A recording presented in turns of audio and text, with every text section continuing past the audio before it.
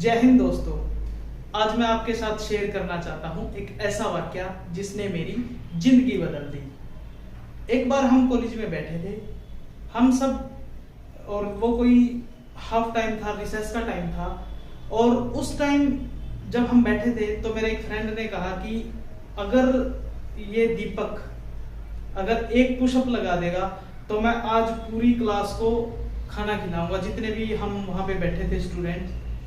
तो मुझे लगा कि एक पुशअप लगाना कौन सा बड़ी बात हो सकती है। तो मैं जैसे ही पुशअप लगाने के लिए नीचे गया तो मैं एकदम नीचे ही रह गया। तब मुझे रियलाइज हुआ कि जो व्यक्ति अपने शरीर को नहीं उठा सकता, अपने शरीर का वजन नहीं उठा सकता, वो शायद ही कुछ कर पाएगा।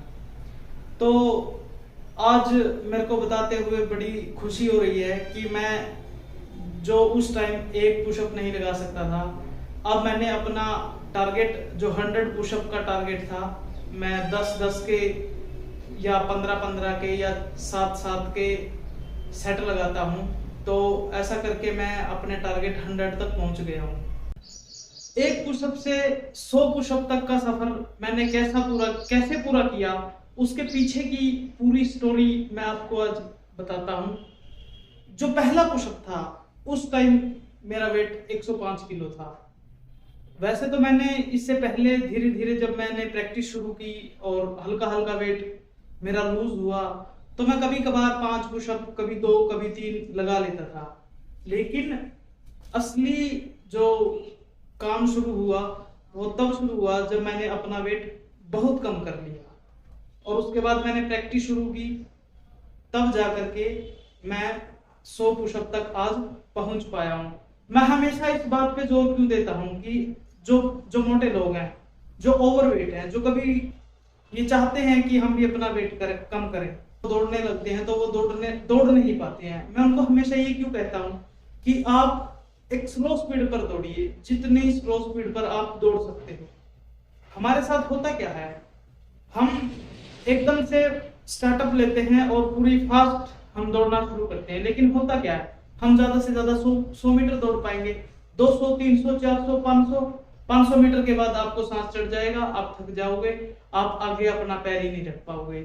या फिर तेज दौड़ने में एक ओवरवेट को, मैं मोटा रहा हूं, मैं मोटे का दर्द समझता हूं, हैवी वेट लोगों का दर्द मैं समझता हूं, तो वो थोड़ा सा चलने के बाद वो रुक जाएंगे या उनके शरीर में कोई ना कोई इंजरी आ जाएगी। इसलिए मैं हमेशा ये बात कहता हूं कि हमें जो हमारी दौड़ है वो हमें बिल्कुल एक स्लो स्पीड पर लगानी चाहिए और लंबे डिस्टेंस तक लगाने की हमें प्रैक्टिस करनी चाहिए।